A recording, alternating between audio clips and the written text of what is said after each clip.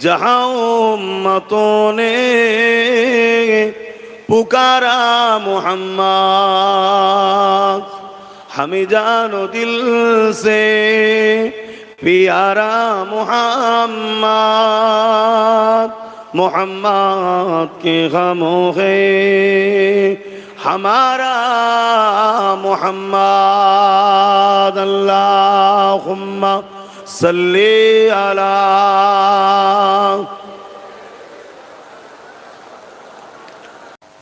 বসিরহাটের বড় মাওলানা আল্লামা রুহুল আমিন শাহ রহমাতুল্লাহ আলাইহি, তেনার মতো আলেম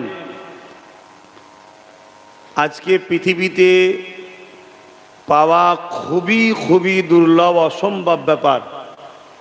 তিনাদের মতো হাস্তিরা আমার নবী পাক সাল্লাল্লাহু আলাইহি ওয়াসাল্লামের মিলাদুন নবীর মাহফিল করে ভক্ত মুরিদ অনুসারীদের ঘরে নবী শিশুবেলার ওয়াকিয়া শুনিয়েছে। জোরে বলুন সুবহানাল্লাহ। একটা সাধারণ কমন জ্ঞান, কারো জীবনী লিখতে গেলে তার শিশুবেলা, শৈশবকাল, কৈশবকাল, বাল্য জীবন বাদ দিয়ে কি লেখা যায়? আমার নবীর টোটাল লাইফটাই হলো সিরাত। সিরাতে একটা পাঠ হলো মিলাদ। মিলাদ মানা বাংলাতে বলে জন্ম, কিন্তু আদবের ক্ষেত্রে নবীর খাতিরে জন্ম বলবো না। কেন? আমরা সাধারণত জন্ম বলতে মানুষের অস্তিত্ব মনে করি। জন্ম কথাটা প্রয়োগ করলে সাধারণ খেটে খাওয়া শ্রমজীবী, চাষি, কৃষক, লেবার মানুষ, আমাদের গরিব মানুষ, তারা মনে করবে নবী হয়তো 12 রবিউল আউয়াল থেকে শুরু, তার আগে তার কোনো অস্তিত্ব ছিল না। আর এমনি তো আমাদেরকে অনেকে টোপ খাওয়াচ্ছে 40 বছর বয়সে নাকি নবী নবী হয়েছে, তার আগে নাকি নবুয়াত ছিল না, নবী ছিল না। বললেন না নাউজুবিল্লাহ? হুজুরের বিরুদ্ধে কোনো কথা হবে, কেউ যদি চুপ করে বসে শুনে চলে যায় তার ঈমান থাকবে না। অন্য বিষয়ে যদি শরিয়াত বিরোধী কোনো কথা হয়, চুপ করে যদি বসে সে কথাকে ঘৃণা করে চলে যায় তার ঈমান থাকবে। কিন্তু হুজুরের বিষয়ে প্রতিবাদ করতেই হবে। তাতে যদি তোমার ধর থেকে মাথা আলাদা হয়ে যায় হবে। জানের ময়ার নাম ঈমান নয়, হুজুরের কাছে জান দিবার নাম ঈমান। জোরে বলুন সুবহানাল্লাহ। আর বিশেষ করে এলাকার এলাকারে আলেমের অভাব নাই, ভালো জিনিস, অসুবিধে কি আছে? কিন্তু দুঃখের বিষয় আলেমে আলেমে গুঁতোগুতিটা খারাপ, এটা খারাপ। আপনার যদি কাউকে ভালো লাগে আপনি তাকে নিয়ে থাকেন, আমার কাকে ভালো লাগে আমি তাকে নিয়ে থাকবো। আপনি আমার হুজুরকে গাল দেবেন না, আমি আপনার হুজুরকেও গাল দেবো না। আমি আমার বলবো, আপনি আপনার মতো শুনবেন। আপনার যদি মিলাতে মন যায়, জ্ঞান থাকলে নিজে খুলে মিলিয়ে নেন। যদি মিলাবার ক্ষমতা না থাকে, ছোট্ট একটা পয়েন্টকে মনে রাখবেন, কোনো আলেমকে যদি আল্লাহ ও রসুল পাবার জন্য ধরেন চোখ কান মুজে, আর সে যদি আপনাকে ভুল শিখায় মৌলী সাহেব কিয়ামত দিন জাহান্নামে যাবে, আপনার মতো সাধারণ লোককে আল্লাহ জান্নাতি করবে। জোরে বল সুবহানাল্লাহ। কারণ আমিও তো কারো থেকে শিখেছি, সে বলেছে 2 দিয়ে 4, ভুল বলেছে না ঠিক বলেছে কে জানে? সবাই বলে 2 দিয়ে 4, সত্যি কি 4? এটা বিশ্বাস তো নাকি? হুজুরের ওপরে, উস্তাদের ওপরে, শিক্ষকের ওপরে বিশ্বাস তো? সত্যি কি 4? এটা বিশ্বাসের ওপরে 4, এখনো 4। এই জিনিসগুলো আমাদের মাথায় রাখতে হবে। তো যাক, আসেন এ না জওয়ানেরা, আল্লাহ নবী এই জন্য বলল, আমার উম্মতের ঘরে প্রকাশ্য দুশমনেরা ক্ষতি করতে পারবে না। আমার ভয় হয় মুনাফিক আমার উম্মতের ক্ষতি না করে দেয়। এবং আমার রাসূলুল্লাহকে সব থেকে বেশি কষ্ট দিয়েছিল মুনাফিকরা। আম্মা জান আয়েশা হুজুরের উপরে ডাক পর্যন্ত লাগিয়েছিল মুনাফিকরা চক্রান্ত করে যেভাবে সাহাবা হুজুরদেরকে শহীদ করে দিয়েছে, অন্য কোনোভাবে প্রকাশ্য সাহাবা হুজুরদেরকে ওইভাবে শহীদ করতে পারে ইতিহাসের পাতা সাক্ষী দেয় বদরের ময়দানে মাত্র 313 জন ছিল, অপরদিকে 1000-এর উপরে ছিল। তারপরও 313 জনের মোকাবেলায় 1000 পরাজিত হতে বাধ্য হয়েছিল, কেননা প্রকাশ্য দুশমন ছিল। কিন্তু মুনাফিকরা চক্রান্ত করে সাহাবা হুজুর দিয়াকে দিন শিখবো বলে নিয়ে গিয়ে তাদেরকে কতল করে শহীদ করে দিয়েছে। এই জন্যে নবী পাক বারবার বলেছে, হে আমার উম্মতিরা, মুনাফিক থেকে সাবধান হও। মুনাফিককে চিনবেন কি করে? মুনাফিক দাড়ি চাচাও হতে পারে, দাড়িওয়ালাও হতে পারে, মুনাফিক টুপিওয়ালাও হতে পারে, টুপি খোলাও হতে পারে, মুনাফিক নামাজিও হতে পারে, মুনাফিক বেনামাজিও হতে পারে। মুনাফিককে চিনবেন কি করে? আল্লাহ নবী জানিয়ে দিলে, এ দুনিয়া মানুষেরা মুনাফিক চিনার পন্থা হলো যাদের অন্তরে আমি রাসূলুল্লাহ আমার আদব হাইয়ানে মনে রেখে এরা মুনাফিক। রাসূলুল্লাহ বললে দ্বিতীয় নম্বর, যারা আমার হাল দিয়ে সমালোচনা করবে এরা হলো মুনাফিক। এই মনে রাখবে, দুনিয়া জমিনে আজ আমাদেরকে বড় চক্রান্ত চলছে, এই পৃথিবীর জুড়ে একটাই চক্রান্ত চলছে, যেমন করে হোক এদের ঈমানকে লুটে নাও। নামাজের বিরোধী করতে যাস না, রোজার বিরোধী করতে যাস না, হজের বিরোধী করতে যাস না, দাড়ি টুপির বিরোধী করতে যাস না, মসজিদ মাদ্রাসার বিরোধী করতে যাস না। একটা কাজ কর, এদের অন্তরে যে পাওয়ারটা আছে ওই পাওয়ারটাকে প্রথম কেড়েলে, ওই পাওয়ারটা হলো নবী পাকের প্রেম ও আদর, যাকে বলা হয় ঈমানের পাওয়ার।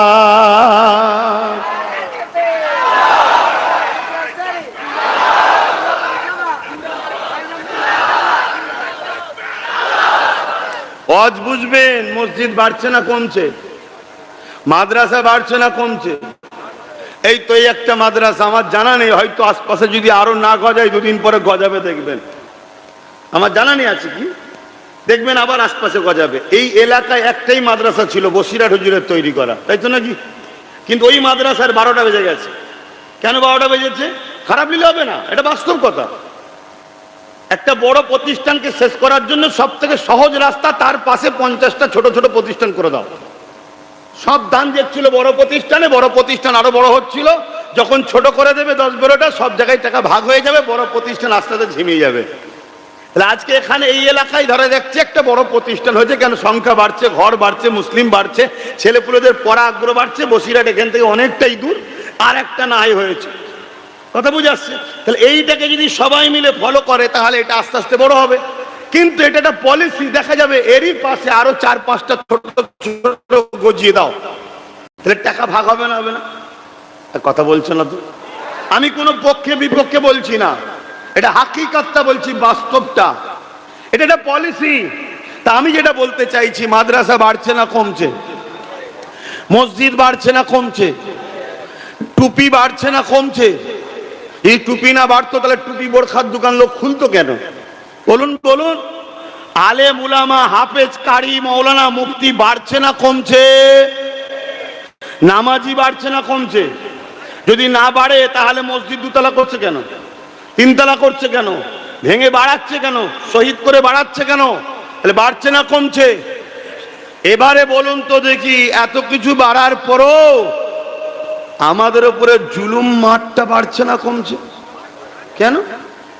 আল্লাহ বলেছে যে আমার হবে আমি তার হেফাজত করব। নামাজ পড়ছি আল্লাহ তোমার জন্যে, মাদ্রাসা বানাচ্ছি তোমার জন্যে, মসজিদ বানাচ্ছি তোমার জন্য, দাড়ি রেখেছি তোমার জন্য, টুপি পরেছি তোমার জন্য। এত বাড়ছে তাও মার কমছে না কেন? ঠিক জায়গায় আমাদের গন্ডগোল। শুনছেন? আমাদের মূল জায়গাটাই গন্ডগোল। সুন্দর বাড়ি করেছে, দামি দামি কোম্পানির পাখা লাগিয়েছে, এসি লাগিয়েছে, ওয়েলিং করেছে, সব করেছে, সুইচ দিচ্ছে বাতি জ্বলে নে, মাথা খারাপ। কোম্পানিকে ফোন করছে, তোর ধরতে পারি তোকে মেরে ফেলবো। যে মিস্ত্রি এসছে সেও তো ফোন করছে, তুই তোকে ধরতে পারি মেরে ফেলবো, এত টাকা খরচ করেছি। কথা বুঝছেন না? সব কোম্পানির লোক, কারেন্টের মিস্ত্রি টিস্ত্রি সব এসে হাজির, সুইচ দিচ্ছে। কি হচ্ছে? চলছে না কেন? লাস্টে এসে দেখছে মেন যে তারটা যেখানে কারেন্ট আছে তার সাথে জুড়া নেই। এই কারেন্ট আসবে, তাহলে পাখা লেগিয়েছে দামি দামি, নামাজ আছে দামি দামি, রোজা আছে দামি দামি, হজ আছে দামি দামি, দামি দামি দাড়ি টুপি, মসজিদ মাদ্রাসা, মার্বেল, এসি সব হয়েছে। মোহাম্মদ রসুল থেকেই তো সবকিছু আছে, ওখানে সম্পর্ক নেই। তাহলে লাইফ তো বরবাদ। এজন্যে যারা আমাদের সামনে এসে দাঁড়াতে পারতো না সোজা হয়ে, তারা আজকে ওপরে চেয়ারে বসছে, আমরা পায়ের গোড়ায় যে বলছি দাদা একটা সই করে দাও না, একটু কিছু দাও না। কেন? খোদা আমাদের উপরে নারাজ হয়ে গেছে। আমাদের প্রথম কাজ হলো হুজুরের সঙ্গে দিলটাকে জোড়ো। সব জায়গায় আপোষ চলবে, হুজুরের ব্যাপারে কোনো আপোষ নয়, ঝাঁপিয়ে পড়তে হবে। তাদের জান যাবে কি জান নিতে হবে ওসব দেখা দেখি সময় নেই। কথা শুনছেন না শোনেন না? হ্যাঁ, এটা মাথায় রাখো। হুজুরের জায়গায় কোনো রকম ভাবে নিয়ম কানুন পদ্ধতি চু চা যদি বাট কিন্তু ওসব চলবে না। শুনছেন? হ্যাঁ, এই জায়গাটা মাথায় রাখতে হবে। এইভাবে যদি রাসূলুল্লাহকে মহব্বত করতে পারো, তাহলে তুমি যদি জঙ্গলে কোনোদিন হিংস্র বাঘের সামনেও পড়ে যাও, আল্লাহ তোমাকে হেফাজত করে দেবে। জোরে বলুন সুবহানাল্লাহ। এই কথা যখন এসে গেছে, এটা ছোট্ট কথা বলবো, এটা অন্য সাইডে। দাদা হুজুর একদিন বসিরহাট হুজুর আরো খলিফাদেরকে নিয়ে একদিন জঙ্গলে দিয়ে জলসায় যাচ্ছে, সুন্দরবনের ভেতর দিয়ে কোনো জায়গায় জলসায় যাচ্ছে। তখন তো বাংলা ভাগ হয়নি, এপার বাংলা ওপার বাংলা সব একসাথে জলসায় যাচ্ছে। তো গরুর গাড়ি তখন তো কোনো রকম ক্যাঁচ কুঁচ করে যেচ্ছে, আস্তে আস্তে যাচ্ছে। তো হঠাৎ করে গরুর গাড়ি যে চালাচ্ছিল, যে ভাষা বললে আপনারা বুঝবেন ড্রাইভার, কিন্তু গারওয়ান বলে ভাষাটা শুনতে খারাপ লাগতে পারে, তাই আমি বললাম না। কি ড্রাইভার গরুর গাড়ি যে চালাচ্ছিল, সে লাফ মেরে হুজুররা যে কাজাবার মধ্যে বসে আছে ওর ভেতরে লাফ মেরে ঢুকে গেছে, কল করে ঘামছে, হাঁপাচ্ছে। কি হয়েছে রে বাবা? বলছে হুজুর দুটো বাঘ সামনে আর গরুও লাফাচ্ছে। এ কি করছে রে তোর গরু? সামনে দুটো বাঘ। দাদা হুজুর পীর কেবলা কি বললেন? বাঘ তো কি হয়েছে? সে গরু আর কি জিজ্ঞেস করবে, সে তো অবাক হয়ে গেছে। এই লোক কি বাঘ চেনে না নাকি? বাঘ কি হয়েছে মানে? বলছে জঙ্গলে যদি বাঘ থাকতে পারে, আল্লাহ আবু বকরকে দিয়েছে। জোরে বলুন সুবহানাল্লাহ। তা জঙ্গলের বাঘ আবু বকরের বাঘের সঙ্গে দেখা করতে এসছে। দাদা হুজুর বললেন বাবা একটু মুখটা দেখাও। পর্দাটা বার করে সরিয়ে রুহুল আমিন সাহেব শুধু মুখটা দেখিয়েছে, সত্যিকারেরই যেন দেখাই করতে এসেছিল। লেজ লাড়াতে লাড়াতে দুজন দু সাইডে ঢুকে গেল। জোরে বলুন সুবহানাল্লাহ। আল্লাহু আকবার, আল্লাহু আকবার। এইটা কি রুহুল আমিন সাহেবের কৃতিত্ব, না রুহুল আমিন সাহেব নবীকে ভালোবেসেছিল? সেই নবীর ফয়েজ কোনটা? হ্যাঁ, নবী পাকের গোলামির ফল। তাই রুহুল আমিন সাহেব মানুষ, তুমি আমিও মানুষ। তোমাকে আমাকে পেলে রেখেও খাবে না, যে দুদিন পরে খায়, একেবারেই খেয়ে ফেলবে। আর রুহুল আমিন সাহেবকে দেখে দেখাটা হয়ে গেল, চলে গেল, যেন মনে হতো সত্যি সাক্ষাৎ এসেছিল। এটা ভাবতে হবে কারণ কি? তারও দুটো হাত, আমারও দুটো হাত, তারও দুটো পা, আমারও দুটো পা। কারণ এই একটাই, তিনি হুজুরের জন্য যে কুরবানি দিয়েছে আমরা পারিনি। হুজুরের দিনকে জিন্দা রাখার জন্য 224 পরগনা তখন একসাথে ছিল। অর্ধেক কেনার ক্ষমতা ছিল বসিরহাটের বড় মাওলানা রুহুল আমিন সাহেবের, অর্ধেক জেলাকে কেনার ক্ষমতা ছিল। তিনি সম্পূর্ণ টাকা নবীর দিন, আহলে সুন্নাত ওয়াল জামাত, দাদা পীরের সিলসিলা সবটাই হলো রাসূলুল্লাহ। দাদা পীর তো রাসূলুল্লাহ দিনের বাগানে চাষ করেছে এখানে। তার জন্য সম্পূর্ণ যে সম্পদের টাকা বাহাস করে আর কিতাব লিখে লিখে লিখে লিখে শেষ করে দিয়েছে। জোরে বলুন সুবহানাল্লাহ। আর আমরা কি করছি? নবীর দিনের পিছনে খরচ তো করতে পারিনি, উপরন্ত যারা নবীর দিনকে মিটাতে চাইছে তাদেরকে আমরা সহযোগিতা করছি। যারা ওয়াকাফকে মিটাতে চাইছে তাদেরকে আমরা সহযোগিতা করছি। যারা মসজিদ মাদ্রাসাকে মিটাতে চাইছে তাদেরকে সহযোগিতা করছি। আবার আমরা গলা লম্বা করে ফতোয়াবাজি করি ওলিয়াদের বিরুদ্ধে। কেউ যদি মনে করে আমি সামান্য দুটো মাদ্রাসা মসজিদ করে আমি বড় দিনের খাদেম হয়ে গেছি, মনে রাখবেন অনেক বাচ্চা আছো, অনেক বাচ্চা আছো। কেন? তোমার চাল চলন ইসলামের দুশ্মনদের সঙ্গে যদি থাকে, তোমার মসজিদ তোমার মাদ্রাসা বানানো আল্লাহ, জোরে বলেন নেবে না। আমার আল্লাহ মুখাপেক্ষী নাকি আব্বাস সিদ্দিকী? আমার আল্লাহকে আমার মুখাপেক্ষী? আমাকে আমার আল্লাহ পাকি ধরে নিয়ে যে জাহান্নামে ফেলে দেয়, আপনারা সব আন্দোলন করবেন নাকি? হ্যাঁ, তাহলে আমার আল্লাহ কারো মুখাপেক্ষী নয়, এটা মনে রাখবে। আল্লাহ করাচ্ছে, আলহামদুলিল্লাহ বলো। বলো আল্লাহ আমাকে তার দিনের কাজ করাচ্ছে, বলো আলহামদুলিল্লাহ। ছোট হয়ে থাকো, কিন্তু মনে রাখবে নবীর দিনে ক্ষতি করা আর ক্ষতিকারকদের সাথ দিয়া এরা কোনোদিন নাজাত। জোরে বলুন। সময় থাকলে আলোচনা করছি, অসুবিধা হচ্ছে নাকি? বাপেরা, নওজোয়ান তরুণেরা, এ নবী পাকে প্রেমিকেরা, আল্লাহ নবী 12 রবিউল আউয়াল সোমবার সময় সাদেকের সময় দুনিয়া জমিনে এসেছিলে। আম্মা জানা মেনা বলতে লেগেছে, আব্দুল্লাহর পেশিনা থেকে নূরে মুহাম্মদ যখন আমার রেহেম মুবারকে চলে আসলো, আমি আমেনা অবাক হতে লাগলাম। আমার শরীর থেকে একটা খুশবু বেরোতে লেগেছে, এই খুশবু চারিদিকে ছড়াতে লাগলো। এ নওজোয়ানেরা, একদিন আলোচনা মক্কার গলিতে গলিতে হতে লাগলো। এই খবরটা রাসূলুল্লাহ দাদাজান হযরত আব্দুল্লাহ হুজুরের কানে চলে গেল যে আব্দুল্লাহর পুত্রবধূ আমিনা, এমন করে আব্দুল মুতালিবের পুত্রবধূ আমিনা, সে কোথা থেকে আতর পাইছে মাখে, যার খুশবু চারিদিকে ছড়াতে লেগেছে। এই খুশবু তো মক্কার কোনো জায়গায় পাওয়া যায় না, এই খুশবু তো এলাকার কোনো জায়গায় পাওয়া যায় না। আমার রাসূলুল্লাহ দাদাজান হযরত আব্দুল মুতালিবের কানে যখন তিনি ছিলেন মক্কা সরদার, মক্কা নেতা লিডার, এই জন্য তিনার মাথাটাও বড় হ্যাট হতে লাগলো। কি ব্যাপার, আলোচনাটা নিজের পরিবারের সঙ্গে করতে হবে। এই রাসূলুল্লাহ দাদিজানের সঙ্গে আলোচনা করতে লাগলে, এই যে মক্কার অলিতে গলিতে আব্দুল্লাহর পরিবার, আমার পুত্রবধূ আমিনার নিয়ে আলোচনা হতে লেগেছে। সে নাকি এমন একটা তরমাকে যে আতর কোনো জায়গায় নাকি পাওয়া যায় না, এবং এই খুশবু সব জায়গায় ছড়াতে লেগেছে। হ্যাঁ, আমি আব্দুল মুতালিব, আমি অবাক হয়ে যাচ্ছি, আমিও খুশবু পাচ্ছি, কিন্তু আমি বিভিন্ন দেশে যাই, সেই জায়গাতেও এই খুশবু কোনো জায়গায় পাই না। এই সময় রাসূলুল্লাহ দাদিজান বলেছিলেন, হ্যাঁ আমি আপনাকে বলবো বলবো মনে করে, আমিনা যখন হাম্মাম খানা থেকে বাইর হয়, গোসলখানা থেকে যখন বাইর হয়, আমি যখন গোসলখানায় প্রবেশ করে আমি আমিনা অবাক হয়ে যায়, যেন মনে হয় কোনো আতরের গোডাউনের মধ্যে প্রবেশ করেছি। এই কথাটা শুনে রাসূলুল্লাহ দাদাজান আব্দুল মুতালিব বললেন, ডাকেন আব্দুল্লাহ, ডাকেন পুত্রবধূকে, আমিনাকে ডাকেন। আম্মা জান আমিনাকে ডাকা হলো। এ মা আমিনা রে, সব জায়গায় সমালোচনা চলছে, তুমি কোথা থেকে আতরটা পাও? রাসূলুল্লাহর আম্মা জান হযরত আমিনা নিজের মুখে থুতুটা জমিনে ফেললে, ফেলার সাথে সাথে আতরের ডিব্বা খুললে যেভাবে খুশবু বাইর হয়, ওইভাবে খুশবু মাত হতে লেগেছে। ওই সময় আম্মা আমিনা বলে, আমার আব্বা জান আম্মা জান আমিনা কোনো খুশবু ব্যবহার করে না। যেদিন থেকে আমার রেহেম মুবারকে আব্দুল্লাহর পেশিনা থেকে ওই সন্তান চলে এসেছে, সেই দিন থেকে আমার শরীরে খুশবু বাইর হয়। অর্থাৎ এই খুশবু নয়, এই খুশবু হলো আমার গর্ভে যিনি রয়েছে তিনার খুশবু। আরো জোরে বলুন সুবহান আল্লাহ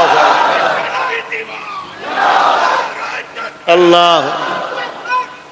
ভাবুন, এই যে যুবক গুলো বসে আছো দুদিনের দুনিয়ায়, এই রসুল ছেড়ে দিয়ে নবীর দুশ্মনদের ঘরে ধরছো। হ্যাঁ, তোমাদের হুঁশ নাই? উলামাদের মুখ থেকে শুনুনি, আল মারউ মা মান আহাব্বা, দুনিয়ায় যে যার সঙ্গে থাকবে পরকালে তার সঙ্গে থাকবে, দুনিয়ায় যে যাকে ভালোবাসবে পরকালে তার সঙ্গে থাকবে। আজকে তুমি দুনিয়ায় চোর, চিটিংবাজ, বদমাইশ, গুন্ডা, থাপ্পাবাজ, তার সঙ্গে তুমি উঠা বসা করছো, যে তোমার দেওয়া সহযোগিতায় তোমার দিনকে মিটাচ্ছে, তোমার মসজিদকে মিটাচ্ছে। একবার স্পেনের ইতিহাসটা পড়ে নিও। স্পেনে 800 বছর মুসলমান রাজত্ব করেছিল। ওই স্পেনে আজকের তারিখে যদি কেউ যায়, বিশাল বিশাল মসজিদ, বিশাল বিশাল মাদ্রাসা, বিশাল বিশাল যেসব দ্বীনি প্রতিষ্ঠানগুলো ছিল সেগুলো আর নাই। বড় বড় সিনেমা হল, বড় বড় অফিস আদালত তৈরি হয়ে গেছে। আজকের এই দুর্দশা স্পেনের মুসলমানদের হলো কি করে? এই হওয়ার পিছনে একটাই কারণ, মুসলিমদের মধ্যে থেকে মুনাফিক মুসলমানরা মুসলমানদের প্রতিনিধিত্বের নামে বেঈমান ইসলামের দুশমনদের দালালি করেছিল। আর মুসলিম সমাজ যখনই মাথায় তোলে, ওই মুনাফিক দালালগুলো মুসলমানদের কণ্ঠরোধ করেছে, মুসলমানকে হুমকি দিয়েছে, মুসলমানকে রুকে রেখেছে। এইভাবে মুসলমানকে দবিয়ে দবিয়ে দবিয়ে আজকে সেই স্পেনের মুসলমানকে মুছে দেওয়া হয়েছে। সময় যদি থাকে স্পেনের ইতিহাস পড়ে লিও, স্পেনের ইতিহাস তোমাকে জাগাতে পারে। কেন তোমার সঙ্গে আজকে স্পেনের স্টাইলেই কাজ চলছে। তুমি দেখছো আব্দুর রহমান, আব্দুল সত্তার, আব্দুল গফফার, তুমি দেখছো মুসলমান, কিন্তু তুমি একবারও দেখলে না সে তোমার দিনের জন্য কখনো লড়াই করেছে। তুমি তাকে সাপোর্ট করলে, তার হাতে আল্লাহ ক্ষমতা দিল, সে অন্য জনের জন্য লড়াই করে, সে বেঈমান নেতা নেত্রীর জন্য মুসলিম ছেলেদের নামে কেস দেয়, মুসলিম মেয়েদের নামে কেস দেয়, মুসলমানদের উপরে জুলুম করে। কিন্তু যখন মুসলমানদের মাদ্রাসা মসজিদ ভাঙার ব্যাপার হয়, তখন এই মুনাফিক ছদ্মবেশী মুসলিম নামদারি নেতাগুলো একবারও কেউ মসজিদ মাদ্রাসার জন্য হয়ে কেউ কেস করেনি। এগুলো তোমাদেরকে চিনতে হবে, এরা গাদ্দার। এরা শুধুমাত্র নোটটাও নেবে, খুচরোটাও যাতে ফসকে না যায়, তাই তোমাদের মতো করে সেজে আছে এরা। সূরা বাকারাতে এদের সম্বন্ধে আল্লাহ খুব ভালোভাবে ঘোষণা দিয়েছে। এরা যখন মুসলমানদের কাছে আসে বলে আমরা তো তোমাদেরই রে, আর যখন নিরিবিলি একা একা ওদের বেঈমান নেতার সঙ্গে মেশে, তখন বলে একটু নাটক না করলে হয়, তাই একটু ইফতার পার্টি টাটি দিতে হয়। শুনছেন তো নাকি? সূরা বাকারা খোলো না কোরআনে। তুমি কি ভাবছো সব খুলে খালে আল্লাহ তোমাকে গুঁজে খাইয়ে দেবে নাকি? একটু মেহনত করতে হয়। রেজেক আল্লাহ রেখেছে, তোমাকে একটু দু কদম হেঁটে যে নিয়ে আসতে হবে, তোমার ঘরে দিয়ে যাবে, এটা তুমি আশা করে বসে আছো নাকি? তো ভাইরা আমার, দিনের স্বার্থে বলছি, খুব সাবধান সতর্ক হও। আমি এতটুকু বুঝি, একটা প্রবাদ বাক্য আছে, অতি সত্য কথা, গাছ না হলে গাছকে কাটতে পারে না, মুসলমান না হলে মুসলমান তোমাকে কেউ মিটাতে পারবে না। ইতিহাস বলছে চিঙ্গিস খান চেয়েছিল ইসলামকে মুছে দেবো। বাগদাদের জমিনে চিঙ্গিস খান হামলা করেছিল, বাগদাদের লাইব্রেরিগুলো পুড়িয়ে দিয়েছিল, বাগদাদের হাজার হাজার উলামাদেরকে হত্যা করেছিল। আজকেও যেসব উলামারা এখনো ইসলাম বিদ্বেষীদের পক্ষে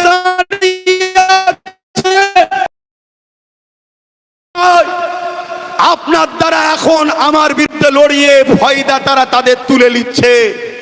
যখন আপনার দ্বারা কাজ মিটে যাবে আর প্রয়োজন হবে না, সেদিন আপনাকেও ওইভাবে মারা হবে যেভাবে ব্রিটিশরা দিল্লি থেকে লাহোর পর্যন্ত প্রতিটা গাছে আলেমদের ঘরে ফাঁসিতে ঝুলিয়েছিল। ভাষা খারাপ লাগলেও রেকর্ড করে রাখুন, একদিন হবে। আরে রোগ যদি ক্যান্সার হয়, তখন তো আর ভাবলে হবে না যে রুগীকে কিমো দিলে কষ্ট হবে, রুগীকে কিমো দিলে চুল উঠে চলে যাবে, রুগীকে কিমো দিলে শরীরের চামড়া ঝুলসে যাবে, ওসব ভাবলে হবে? হয়েছে ক্যান্সার, মার কেমো, কমসে কম জানটা বাঁচুক। সমাজে মুনাফিকি এত বেড়ে গেছে, একটু ভাষা করা হলেও সহ্য করতে হবে। কেন? কড়া ভাষাতেই মুনাফিক গুণ সব বেরোয়, নরম ভাষায় মুনাফিক চুপ করে ভেতরেই ঢুকে বসে থাকে। এক কথা বুঝছেন তো নাকি? আজকালকার দেখবেন ঘরে মর্টিন জ্বালালেও মশা যাচ্ছে না। কেন বলেন তো? ও পাওয়ার কমিয়ে দিয়েছে কোম্পানি। কেন? যাতে করে সারা রাত ধরে জ্বালিয়ে রাখে। আগে কিছুক্ষণ জ্বালালেই ক্লিয়ার হয়ে যেত, আর জ্বালাতে হতো না। কোম্পানি দেখছে বিক্রি তো কম হচ্ছে, এই জন্য পাওয়ারটাকে কমিয়ে দিয়েছে। তা আমি তো কোম্পানির মতো বিজনেস করতে আসিনি, আর সময়ও নেই। আলহামদুলিল্লাহ, আম্মা বিনিআমাতি রাব্বিকা ফাহাদ্দিস। আল্লাহ শুকরিয়া আদায় করে বলছি, নিজের জন্য যখন আসিনি, কি লাভ কি লস দেখারও দরকার নেই। আমার পছন্দ হবে কি খারাপ হবে ওটাও দেখার দরকার নেই। মান আহাব্বা লিল্লাহ ওয়া আবগাদা লিল্লাহ ওয়া আতা লিল্লাহ ওয়া মানা লিল্লাহ ফাকাদ ইস্তাকমালাল ঈমান। ভালোবাসা আল্লাহর জন্য, দুশ্মনী আল্লাহর জন্য, আত্মীয়তা আল্লাহর জন্য, বিচ্ছেদ আল্লাহর জন্য। এরাই হবে প্রকৃত ইমানদার, এরাই ইমানের স্বাদ পায়। জোরে বলুন সুবহানাল্লাহ। আর আমরা কি করি? আমরা মসজিদ মাদ্রাসাতে শুধু আল্লাহকে রেখেছি, বাকি জায়গায় আল্লাহ রসুল বাদ। সংসারেও নেই, কারবারেও নেই, ব্যবসাতেও নেই। শুনছেন তো? আবার অনেক মুসলমান বলে যে সবই ঠিক আছে, এটা তো দুনিয়াদারির ব্যাপার। দুনিয়াদারিতে এ কথা বলাতে ইমান চলে যাবে, সাধারণ মুসলমানের জানাও নাই। বসিরহাট হুজুরের একটা কিতাব আছে কালিমাতুল কুফর, কোন কোন কথাতে কাফের হয়ে যায়। ওই বই পড়তে গিয়ে আমাকে ভয় লেগেছে, বন্ধ করে রেখে দিয়েছি। ওই বইটা পড়তে গিয়ে আমার নিজেকে ভয় লাগছে, বন্ধ করে রেখে দিয়েছি, যে আমি ফতোয়ায় ধরা পড়ে যাবো নি তো। আমাদের তাহলে সমাজের অবস্থা কি? আমাদের সমাজের অবস্থা কি? আল্লাহ আমার ইমান ও আমাদের ইমানকে হেফাজত করে। বোন আল্লাহুম্মা আমিন। খুব ভালো করে শোনেন, একদিকে 1 লক্ষ লোক আছে, একদিকে 1 লক্ষ লোক আছে, কিন্তু হাত আছে দুটো, পা আছে দুটো, চোখ আছে দুটো, শুনছেন, কিন্তু জান নেই। আর একদিকে একটা লোক আছে, একটা হাত, একটা পা, একটা চোখও নেই, একটা একটা করে আছে, কিন্তু জান আছে। বলুন, এই 1 লক্ষ লোক আর এই একটা লোক ফায়দা একটু হলেও পাবেন কার থেকে? 1 লক্ষ থেকে না একটার থেকে? কেন ভাই? ও জান নেই। তাহলে একদিকে নামাজ, দাড়ি, টুপি, হজ, যাকাতের পাহাড় তৈরি করেছে, আর হুজুরের প্রেম নেই, অর্থাৎ ইমান নেই। ইমানটা হলো জান। ইমানটা কি? জান। আর একদিকে একটা ঠ্যাং, একটা চোখ, একটা কান, একটা হাত নেই। তার মানে কি? হালকা বয়সে একটু ভুল করেছে, গান শুনেছে, যাত্রায় গেছে, নামাজও কাজা করে ফেলেছে, কিন্তু হুজুরের ব্যাপার হলে ও কাউকে চেনে না। শুনছেন তো নাকি? ও যদি কোটি টাকার কারবার লেনদেন চলে, তাকেও বলবে আজ থেকে ডিভোর্স, তোর সাথে আর ব্যবসা নয়। এটাই তো ইমান, আর এটাই তো আল্লাহর পরীক্ষা।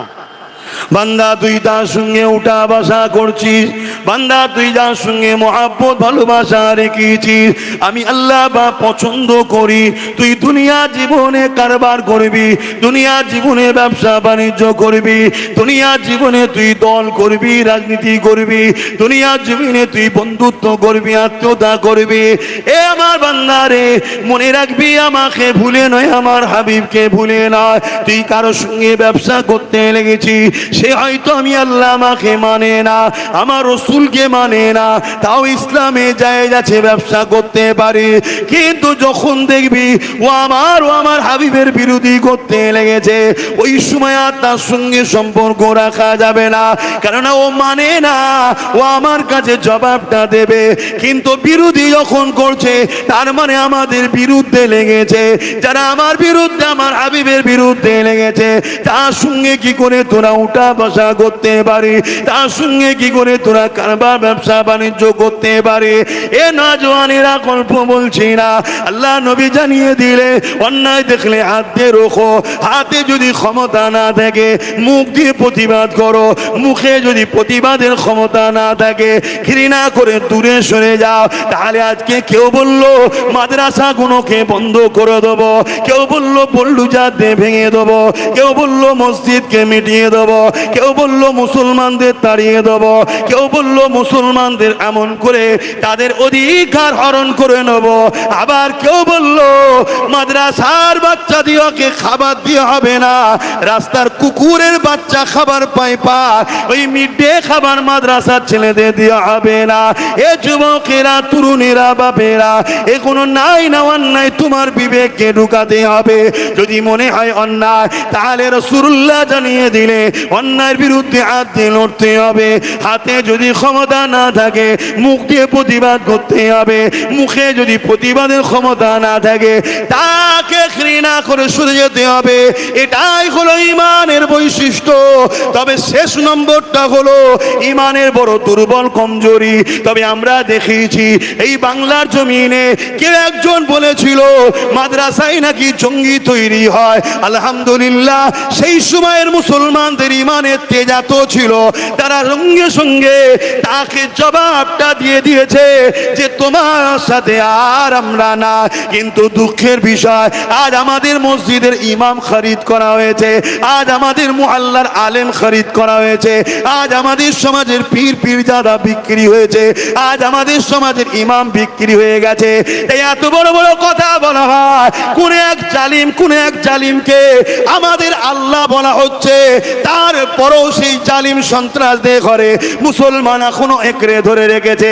এ যুবকেরা, তরুণেরা, এই সমাজে এমনও কথা শোনা যায়, কোন একটা ব্যক্তিকে বলে আল্লাহর অংশ, এরপরও সেই জাহান্নামীদের সঙ্গে আমার মুসলিম ছেলেরা এখনো দল করছে। বড় দুঃখ লাগে, বড় কষ্ট লাগে। কেউ এই সমাজে বলতে লেগেছে যে এমন করে দেখা যায় সব কিছু শেষ হয়ে যাবে, এমনকি কোরআনও শেষ হয়ে যাবে, আমার উন্নতি শেষ হবে না। এই জাহান্নামীর সঙ্গে এখনো মুসলমান কি করে মিশে থাকতে পারে? এটা আমাদের জন্য বড় চিন্তার বিষয়। কিন্তু এই চিন্তা আমাকে বড় কাঁদাচ্ছে, এই চিন্তা আমাকে বড় ভাবাচ্ছে। কি জন্যে ভাবাচ্ছে? আমার মনে হয় এই গাফলতি আল্লাহর আযাবের শিকার আমরা হব, এই গাফলতি আল্লাহর পক্ষ থেকে গজবের শিকার আমরা হব, এই গাফলতি আল্লাহর পক্ষ থেকে আসমানি মার আমাদের উপরে হবে। এই আমি একজন আলেম হিসাবে, একজন নবীর ঘরের সন্তান হিসাবে, একজন জবানার মুজাদ্দিদের খুন হিসাবে আর ধর্মসভা থেকে বলে দিয়ে যায়, কেউ যদি রাজনীতির প্ল্যাটফর্ম ব্যবহার করে, রাজনীতির ক্ষমতা দিয়ে আমার দিনকে মিটাতে চায়, তাহলে উলামাদের দায়িত্ব হবে মসজিদের মেম্বারে দাঁড়িয়ে, পীরের দায়িত্ব হবে খানকায় বসে, আলেমের দায়িত্ব হবে নবীর মেম্বারে বসে ওই জালিম অত্যাচারী রাজনীতির দলের নেতাদের বিরুদ্ধে আওয়াজ তোলা।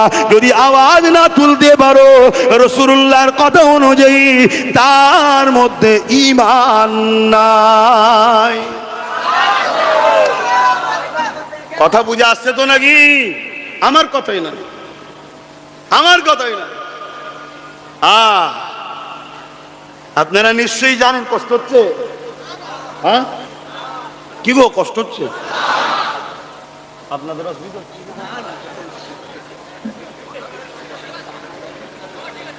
না? আমি কিছু ভুল বলছি? তোর এত বড় স্পর্ধা কে দিল? তুই আমার কোরআনের বিষয়ে কথা বলছিস? তোর এত বড় স্পর্ধা কে দিল? তুই একজন কে আল্লাহর সঙ্গে তুলনা করছিস? তুই তোর মাননেওয়ালার তুলনা করবি আর করবি, যা খুশি করবি, বলি আমার কোনো আপত্তি না। তোর এত বড় স্পর্ধা কে দিল? তুই আমার মসজিদ মাদ্রাসাকে মিটিয়ে দিবার প্ল্যান করছিস। এখানে একটা প্রশ্ন, কোন ভাই যদি মনে করে যে আপনি চোরের বিরুদ্ধে বলেন দেখেছি, ডাকাতের বিরুদ্ধে বলেন না কেন? কি গো, আপনাদের কারো ধারণা আছে? একটু হ্যাঁ কি না বলেন। আরে ডাকাতকে সবাই চেনে, কিন্তু চোরকে তো চিনতে পারে না। চোর তো বন্ধু সেজে ঘুরছে। ডাকাতকে তো সবাই চেনে যে ও ডাকাত। তিনজন বন্ধু একসাথে আছে, ওর মধ্যে একজন যদি জানে লোক যে এই লোকটা পকেট মারে, ডাকাতি করে, বলুন তো ভাই রাত্রিরে আর কারো পয়সা যাবার সমস্যা আছে? কেন তিন বন্ধু যখন এক জায়গায় আছে তখন কি বলবে? ভাই যে বদমাইশ যে টাকা পয়সা চুরি করে তাকেই বলবে ভাই এই টাকাটা তুই রাখ, রাত্রিরে তাকেই দায়িত্ব দিয়ে দেবে, তাই তো নাকি? আর চুরি হবে, শুনছেন তো নাকি? কিন্তু না যদি জানা যায়, যদি মনে করে বন্ধু সব, তাহলে পকেট মার হবে না, হবে না? সকালে উঠে তিনজনই মারপিট করে মরে যাবে। ও বলবে আমি লিনি, ও বলবে আমি লিনি, আমি মারপিট হয়ে যাবে। কথা কিছু বুঝে আসছে? তো একজনকে আমি চিনি, একজনকে আমি চিনি, বেঁকে বেঁকে বেঁকে বেঁকে চলছে, ছবল দিলেই শেষ, তার মানে সাপ। এই কেউ পোষো নাকি? এক কথা বলো, পোষো? কেউ পোষে না। কিন্তু আর একটা জিনিসকে লোক পোষে, কুকুর। কি পোষে? জোরে বলবেন তো? গৃহপালিত পশু হিসেবে লোক পোষে না, পোষে না? কিন্তু এই কুকুর যদি মেন্টালি পাগল হয়ে যায়, তাহলে জলাতঙ্ক রোগ, জলাতঙ্ক রোগ হলে কি হবে? সাপ তো কামড়ালে এক চান্সে মরে যাবে, ও গেল। আর এ কি হলো? দোদকে দোদকে মরবে, পানির পিপাসা লাগবে, পানি দেখে কাঁপবে, খাবো না, কি ছটফট করবে, ঠিক না বেডি? তাহলে আমাদের বোঝানো দরকার আছে না নাই? যে সাপকে নিয়ে বিস্তারিত বুঝাবার দরকার নেই।